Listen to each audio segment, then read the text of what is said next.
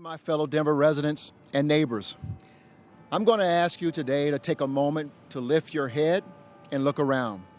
From this vantage point overlooking Civic Center Park, the signs of recovery are all around us. People have returned to downtown Denver. Jobs are available. Construction is picking up. We successfully hosted Major League Baseball's All-Star Game and nearly a week of events leading up to it. Now, I'm sure you've noticed as well, there's a lot of traffic again. The state of our city is resilient. We're turning the challenges of the past year, and there were many, into opportunities. Opportunities to transform our city into a model of equity and inclusion that is sustainable for years and even decades to come. The Denver Central Library, where I am standing this morning, exemplifies that. Thanks to Denver voters, the library is undergoing renovations and modernizations that will improve access and resources for the 1 million people who visit this iconic building every year. It's an example of how public institutions can adapt and transform to meet the changing needs of the communities they serve. Without question, the past 16 months have been a time of loss, hardship, and change. The stress of folks losing their jobs, of losing loved ones or friends, of losing a sense of belonging and connectedness after months and months of staying at home has taxed all of us. Unfortunately, that stress may be with us for a while longer. As much as we might like to think COVID is over, it's not. That's why we're allocating another $500,000 to continue bringing vaccines into neighborhoods and communities with low vaccination rates. Yes, the uncertainty and the challenges are very real. They also represent opportunities. You know, I often think about the vision of past mayors, Federico Pena, Wellington Webb, John Hickenlooper, and Bill Vidal. When faced with extraordinary challenges, they mustered the courage to lift their heads and think beyond current circumstances.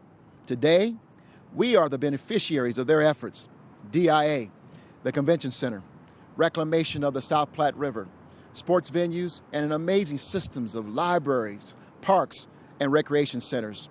Today, we must heed the same clarion call to lift our heads and invest now to create opportunities for tomorrow. Now, I want to turn to some of our priorities for the next year, starting with homelessness. And we should all be proud of the care we provided to our unhoused neighbors during the pandemic and over the past 10 years.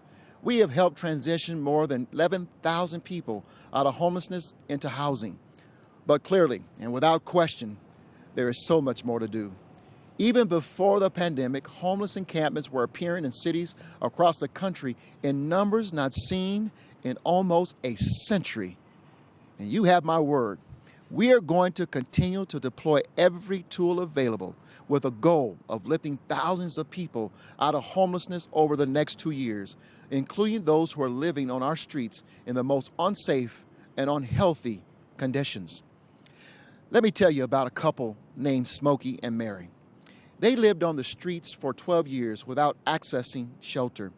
They were staying in an encampment in Uptown neighborhood where a safe outdoor space opened across the street last December. They moved into the safe outdoor space connected with outreach workers, and last month they moved into housing. Now, we know what works, and we're going to do even more and even better. Hundreds more hotel and motel rooms, more tiny home villages, more safe outdoor spaces, and even safe parking spaces. Housing vouchers, wraparound services and programs that will keep people from falling into homelessness in the first place, rental and utility assistance, eviction protection programs, and of course, creating new and preserving existing affordable homes. For every unit of affordable housing that's built, 2 jobs are created. That's why I'm proposing to infuse $28 million from the American Rescue Plan into our Affordable Housing Fund. And to get affordable housing built sooner, we'll be creating a specialized team to prioritize these projects for permit review and approval. As I've said, we know what works. Our innovative social impact bond program, which has kept hundreds of people housed, was recently hailed nationally as a remarkable success. Housing with supports works. and we are going to do more of it. We recently opened new state-of-the-art shelters to serve hundreds of men and women in 24-hour facilities. Our new Solutions Center is providing a much-needed options for folks experiencing a behavioral health crisis. And to our partners at the state and regional levels, thank you to Metro mayors and Governor Polis for stepping in and leaning in. You know, back in March, we initiated work with our regional partners to eliminate the tragedy of veteran homelessness. The successes we see here will guide us to better serve other vulnerable groups, such as children, women, and chronically homeless. While we're doing our part, today, I'm calling on the federal government to join us. Cities cannot do this alone. It's long past time for a stronger nationwide push to address homelessness. There is a moral, economic, and social imperative to correct these most extreme cases of poverty in our country. Now we're going to turn to crime, because we must also address another emerging crisis in cities nationwide, a post-pandemic spike in violent crime. In Denver, that spike is being compounded by the release of violent criminals too quickly from custody, putting them right back in the community to reoffend. This must be corrected. There must be a balance between reform that keeps low-level, nonviolent folks from going to jail in the first place and our residents' safety. One cannot come at the expense of the other. We also need to keep looking out for one another. It's been a tough year. For some, it has pushed their mental and behavioral wellness to the breaking point. Listen, I have felt it throughout this pandemic many times myself. I urge everyone, educate yourselves, learn to recognize the signs of a person in crises, and be there to help. Once someone has lashed out or reached their breaking point, it may be too late. For their safety and the safety of others, be there for them. Ask for help, because no matter the circumstance, it can get better. And we know our children also absorb the stress, and the consequences for them can be life-altering. So we have prioritized our new Youth Violence Prevention Initiative, which is well underway. We are engaging our youth to guide those strategies. And the Denver Police Department has embarked on a new collaborative crime prevention initiative to bring more patrols to hotspot areas and delivering more resources to help these communities address the underlying factors that can give root to crime. We're also seizing the opportunity to hire new officers who can meet the challenges of policing in America today and train them to better meet the needs of the communities they serve. You know, the social and cultural fabric of our nation has been built by people who stood up and engaged when they saw unjust laws and actions by the system. They marched and protested, but they didn't stop there. Refusing to sit on the sidelines and expect others to bring the change they hoped, they got involved. They became a part of the solution. They ran for office. Many were elected mayors of their hometowns and to Congress. They applied for and joined law enforcement departments all over the country. So here's my invitation. I want to issue to the young people who have called for better accountability in law enforcement. Stay involved, be the change you want to see by running for office or applying to be a Denver police officer, sheriff's deputy, firefighter, or paramedic. We're hiring, and we would be honored to have you. Denver has also become a national leader in alternative police response, and we're committed to staying on this path. In the first year of the pilot, the STAR program has responded to more than 1,300 calls for people in crises. Not once, not one time did those responding need to call in a uniformed officer for backup. We know that alternative response works. It works at getting people the help they truly need, and it works at keeping our officers focused on preventing crime. It's a fundamental issue of equity in the pursuit of justice. So we're investing in this approach, adding $1 million to continue the expansion of the STAR program, so people in crises are met with behavioral health professionals instead of uniformed officers. A new civilian street enforcement team will address lower-level infractions, and we are working on a new assessment intake Diversion Center. This aid center, which it will be called, will create an additional alternative response to the criminal justice system.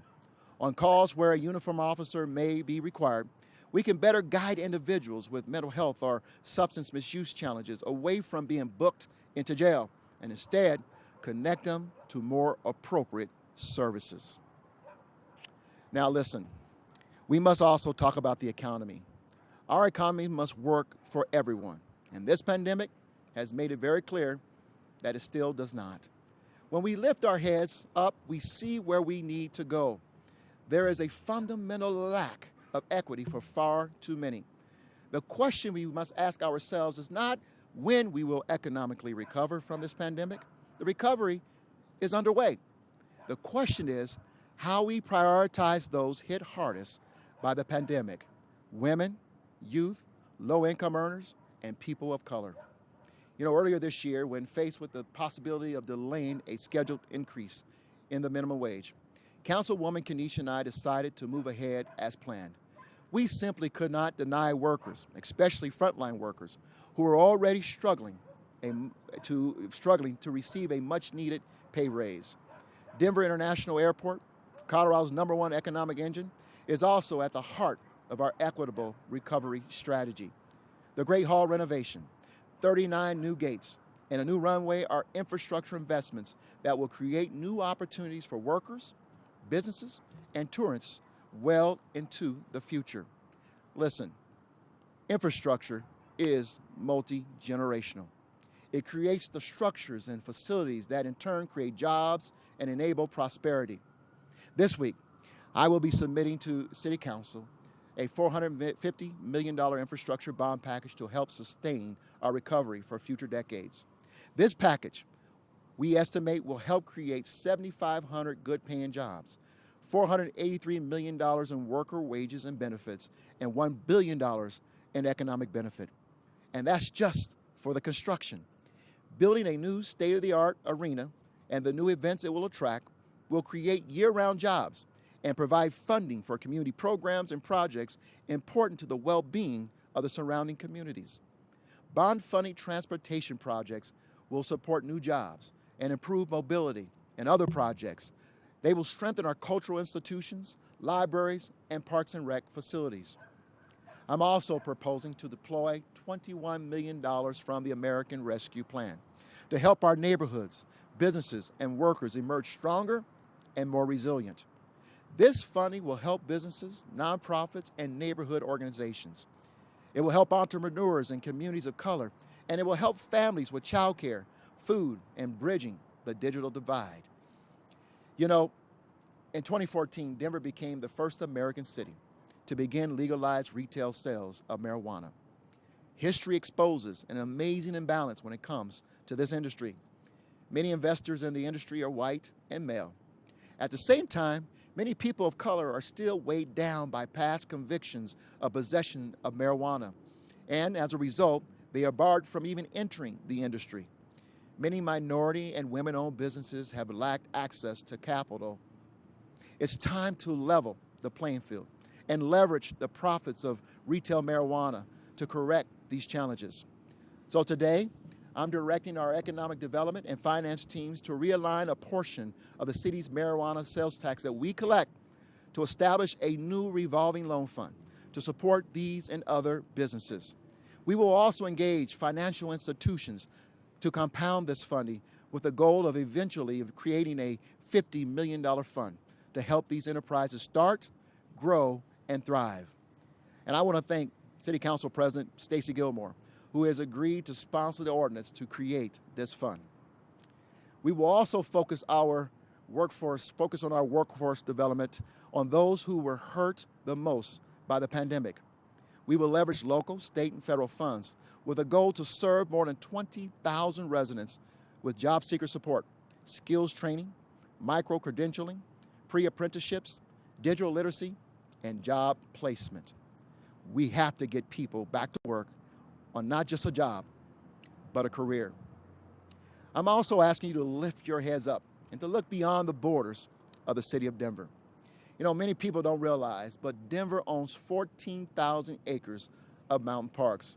These are your parks, and we share them with the world.